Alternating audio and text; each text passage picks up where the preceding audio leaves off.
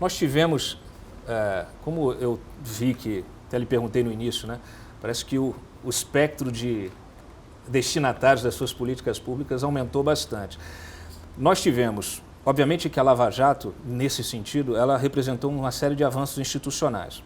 Desde que o senhor saiu da Lava Jato e veio para cá, não por coincidência, mas nós tivemos este ano uma série de retrocessos institucionais, muitos deles que foram alcançados pela Lava Jato, né? Então, nós tivemos o julgamento que ele transferiu para a Justiça Eleitoral uma série de toda uma série de competências ali de análise de casos que tivessem alguma coisa a ver com Caixa 2, né? Ainda que o crime antecedente fosse a corrupção. Nós tivemos a anulação, né, de uma sentença, até já tivemos outras sentenças anuladas depois disso, mas que a primeira anulação foi do caso Bendini, por uma filigrana jurídica, que foi essa coisa das alegações finais, que resolveram criar uma norma depois dela ter sido aplicada, né, de você ter já uma coisa legal, todas as normas, as leis, tudo já estabelecido, uma jurisprudência estabelecida, e de repente o STF cria um novo entendimento, né, em relação a essa questão, criando esse tipo de nulidade, como no caso do Bendini. Nós tivemos a questão do COAF, né, transferência do COAF para o Ministério, retirou daqui, mandaram para o Ministério da Economia, depois esse negócio foi para o Banco Central, né? Essa é uma coisa engraçada, né? Porque eu falei o ano inteiro. Peraí, deixa eu terminar. Só deixa eu fazer uma referência aqui no negócio do COAF. Eu falei o ano inteiro, falei para 1000 pessoas assim, eu nunca pedi que o COAF viesse para o Ministério da Justiça. De quem foi a ideia, então, já aproveitando? A ideia foi do presidente Jair Bolsonaro e do ministro Onyx, principalmente. Tá? Mas colocaram essa questão de vir para cá, e tendo vindo, aí eu defendi a permanência, até porque quando ele veio, nós reforçamos a estrutura. Sim. Certo? Então, daí, quando teve toda aquela discussão, parecia que era alguma coisa pessoal, né? Que era uma ânsia de poder da parte do ministro que não bate na realidade. Mas, claro, nós defendemos a posição que ficasse. Tendo ido para o Ministério da Economia, né, o que nós argumentamos apenas que o importante era manter a mesma estrutura, a mesma independência. Sim. E no Banco Central a mesma coisa. Então, assim, eu não vejo isso como uma questão em que houve uma perda, vamos dizer assim, do enfrentamento da corrupção, da lavagem, pela mudança de posição Qual era a dele. vantagem de estar aqui? A vantagem de estar aqui? Não, ia facilitar. Na verdade, o que aconteceu? No Ministério da Fazenda, nos governos anteriores, o COAF vinha sendo negligenciado. Deu para ver. Tá? Então, a estrutura era muito pequena, já tinha sido maior no passado, estava com uma estrutura muito pequena, e nós pegamos e nós fortalecemos a estrutura. Abrindo parênteses aqui, é por isso, muita gente me pergunta, né, todo dia, poxa, mas o COAF não viu o Petrolão acontecer? A explicação está aqui. Veja, não são coisas assim tão simples, mas, por exemplo, a gente dobrou o número de funcionários, ele ganhou uma relevância, mas ele foi agora para o Banco Central, está em boas mãos e permanece com a mesma estrutura. Inclusive, os cargos que nós colocamos algumas funções para tornar atrativa a possibilidade de trazer servidores. Nós perdemos essas funções, mandamos essas funções, fizemos questão de mandar, porque o que nos interessa é um COAF forte. E elas foram mantidas? Foram mantidas. Ainda que saiam do Ministério da Justiça, o que me interessa é o DS, me interessa que o órgão possa realizar a sua função. Certo? Então, ele se encontra em boa posição. Então, eu não colocaria ele dentro desse rol, né? Que você estava colocando. De retrocesso institucional. De retrocesso, não, porque não. Tudo bem. Não foi então, tira o COAF e a gente continua aqui, olha. Aprovação da lei de abuso de autoridade. A queda da prisão em segunda instância. A desidratação do pacote anticrime. Calma, você já vai falar. Inclusive com a colocação do jabuti do juiz de garantias. Enfim, e todo um uso agora também do CNMP e do CNJ para perseguir, né? O próprio Deltan Dallagnol foi punido aí por se manifestar nas redes. Agora o CNJ decidiu que ninguém mais pode falar nada nas redes sociais, então. Fecha esse pacotão, né? Esse é o pacote pró-crime, esse é o verdadeiro pacote pró-crime. Atrapalhei a pergunta, né? Como lidar... primeiro, qual é o seu sentimento em relação a esses retrocessos? E é possível resgatar, recuperar isso ao longo do tempo? De repente, no caso do STF, na gestão do Fux? Eu acho que O senhor se sente... tudo isso revela que a história não é necessariamente contínua e a democracia exige eterna vigilância, né? Algumas questões que ocorreram durante esse ano talvez não tenham sido as melhores em matéria de enfrentamento da corrupção. Qual a lição a ser extraída disso? É que nós temos que trabalhar, lutar para retomar essas conquistas. Veja bem em relação à questão da segunda instância, especialmente. O Supremo Tribunal Federal é uma instituição que nós devemos respeitar, fundamental para a democracia, exerce essa função de garante da Constituição, essencial. Eu falei publicamente, muito respeitosamente, no entanto, que entendo que a execução em segunda instância é uma medida fundamental para que nós tenhamos um processo judicial eficiente, em matéria criminal especialmente. E aqui nós não estamos falando unicamente de corrupção, nós estamos falando da criminalidade em geral. Né? Até episódios de pessoas que foram soltas, não necessariamente envolvendo corrupção, ou pessoas que deixam de ser presas, que cometeram às vezes crimes bárbaros, né? Ilustra especificamente esse tema. Mas qual é a lição a ser tomada? Que a gente cai para aprender a levantar. Então, o que nós fizemos? Né? Nós estamos apoiando fortemente a aprovação da segunda instância via emenda da Constituição ou via projeto de lei. Eu acho que essa é a verdadeira lição a ser extraída desses episódios. Ninguém precisa se jogar pela janela, não? Não, veja que, inclusive no que se refere ao projeto anticrime, uma das medidas mais importantes ali aprovadas é a execução em primeira instância de condenações do Tribunal do Júri, ou seja, condenações que envolvem assassinato, que é um avanço até em relação à execução em segunda instância. Então não está tudo perdido. A gente tem, às vezes, uma tendência de desesperar que não se justifica. Eu acho que o país esse ano passou praticamente sem escândalos significativos de corrupção no âmbito do governo federal, algo que era recorrente no passado.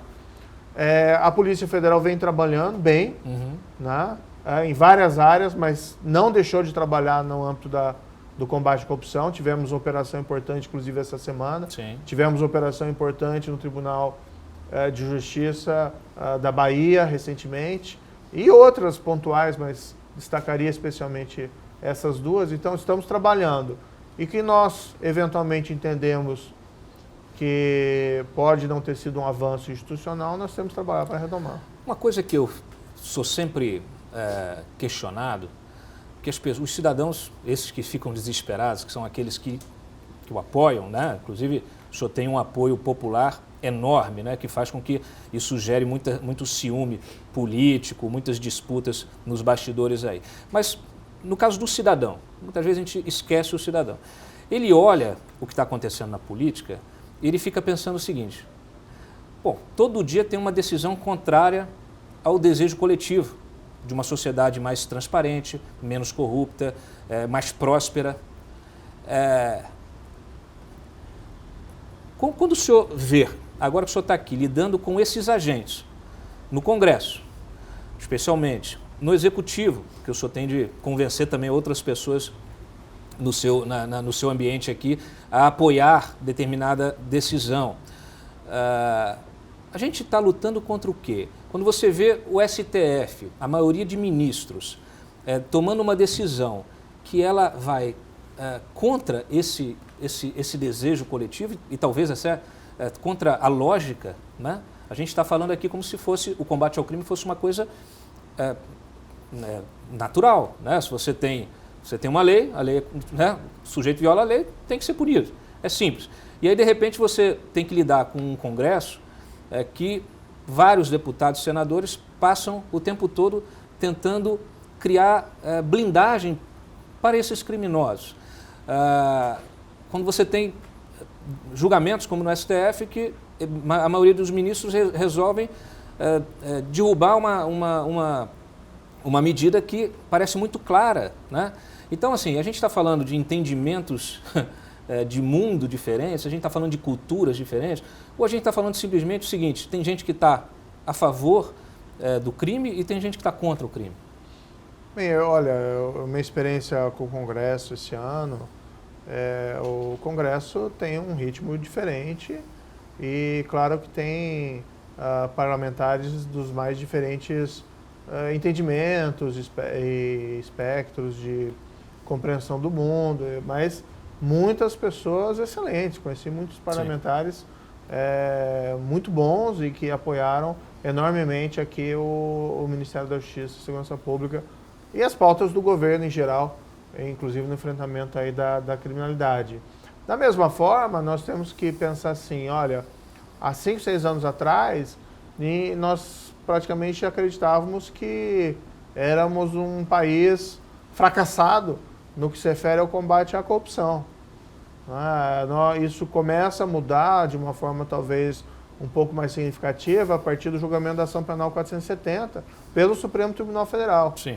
E logo em seguida veio a Lava Jato. O que foi feito no Brasil nesse período não é algo nada trivial, não. É muito difícil um país, uma democracia, ter a capacidade institucional de tratar desses tipos de casos criminais, acusações envolvendo o presidente da Câmara, ex-presidente da República, parlamentares, agentes poderosíssimos do mercado privado. Então, acho que essa foi um avanço muito grande e, em vários aspectos, avanços institucionais que contaram com o apoio do STF, do próprio Congresso, de parcelas do Executivo, né, no passado, e agora também da população, né? A população foi às ruas protestar. Então nós temos que ver o lado positivo de todos esses acontecimentos e perseguir uma consolidação desses avanços. Então não se deve aí a nenhum cidadão deve se desanimar quando eventualmente acontece algum fato que, vamos dizer assim, não converge exatamente com essa tendência. Você acha então que é uma questão de convencimento, de tentar convencer o parlamentar, o ministro? Eu acho que a democracia é isso, né? É exatamente nós olharmos para frente, os avanços, a importância disso. Por exemplo, um foco muito grande de política hoje em dia na questão econômica. Sim. Que é compreensível, afinal de contas, claro. As pessoas querem renda, querem emprego, é o básico. Querem o bem-estar, e um país das nossas dimensões com todas essas carências.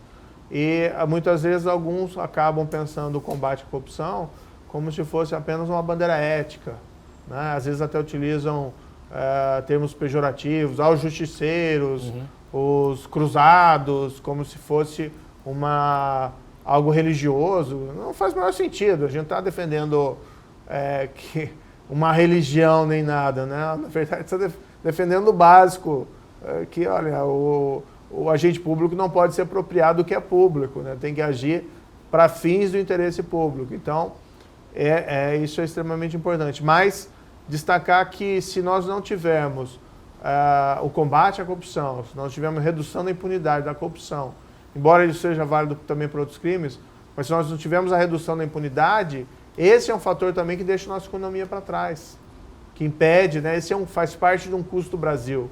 Sim. O quanto que a economia se comportou de maneira ineficiente nos tempos da corrupção sistêmica. Sim. A ver o que foi feito com a Petrobras, investimentos que não se justificavam, compra de refinarias obsoletas, construções de refinarias por, sei lá, décuplo do preço que seria normal. Isso sem falar em outros aspectos, construção aí de estádios de futebol que não tem demanda suficiente para sustentar, né? Sim. Embora aí em outro setor. Então, o que nós temos que compreender é convencer também que não é só uma questão de ética na política, mas também de construção de uma economia mais eficiente. E, em última análise, isso também argumentei várias vezes, construção de uma democracia mais consolidada. Porque muito desse sentimento de, como é que se diz, desapontamento com a democracia decorre exatamente da percepção de que agentes públicos perseguem não o interesse público, mas os interesses especiais. Então, combater a corrupção também é uma forma de fortalecer o regime democrático. O senhor citou a ação penal, 470, o mensalão, citou o STF, o papel do STF nisso. O presidente do STF, Dias Toffoli, em todas as entrevistas que ele dá, ele disse que o STF ele reforça isso, até nos votos dele, reforça o papel, inclusive primordial, que ele entende que o STF teve também na Lava Jato, em garantir os avanços da Lava Jato, etc. e tal. Mas a percepção pública, ela é diferente. Por que esse descolamento? Por que acontece esse descolamento? Você acha que o STF precisa se comunicar melhor? Não cabe a mim, né, fazer esse tipo de avaliação. É porque quando eu perguntei sobre essa questão daqueles que estão fazendo, usando a sua missão institucional para o bem, outros para o mal, nada a ver com religião, mas aqueles que estão ali cumprindo o seu papel institucional e aqueles que a gente não sabe exatamente qual é o papel que eles estão cumprindo, qual é a missão, aí para quem. Mas a própria Lava Jato, ela enfrentou o que o senhor já chamou também de crime institucionalizado. Né? Nós tivemos parlamentares sendo presos, grandes empresários sendo presos, ainda faltaram os banqueiros, né? Parte do judiciário também, que agora a gente começa a ter algumas ações, como o senhor mesmo citou. Esse crime institucionalizado, ele está se remodelando, está se reinventando, ele continua sobrevivendo, está morrendo? O que o senhor acha? Acho que é um cenário completamente diferente do atual em relação ao cenário dos governos anteriores. Governos anteriores, claro que não cabe generalização, sim, mas falando dos crimes que foram descobertos no âmbito da Operação Lava Jato, em particular, o que se havia era um sistema de corrupção, algo institucionalizado, no qual o pagamento de propina havia se tornado rotina em vários contratos públicos no âmbito do governo federal. Sim.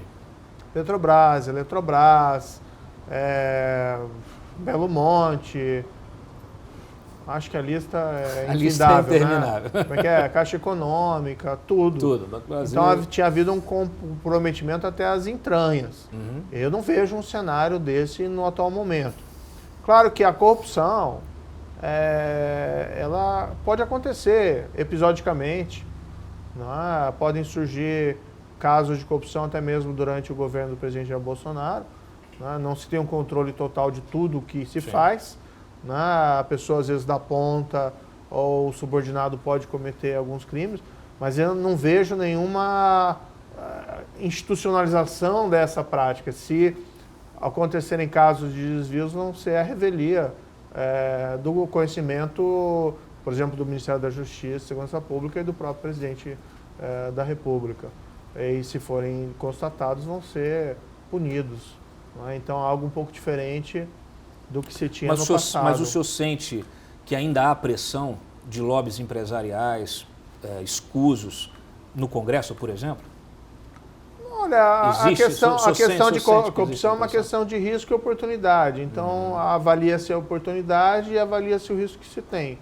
O papel de políticas públicas anticorrupção é no sentido de diminuir oportunidades e aumentar os riscos. Acho que isso é o relevante. É uma ilusão achar que não existem pessoas por aí que não querem levar vantagem. Evidentemente, existe ainda esse tipo de situação. Essa questão da oportunidade, de aumentar os riscos e reduzir as oportunidades, nos remete diretamente ao pacote anticrime. Né? Você teve aumento de punições, né? Inclusive aumento de 30 para 40 anos, né? No caso da pena máxima da prisão. Ao mesmo tempo, você teve uma tentativa de se amenizar, por outro lado, de se criar algumas brechas nesse pacote, justamente nesse balanço aí de força.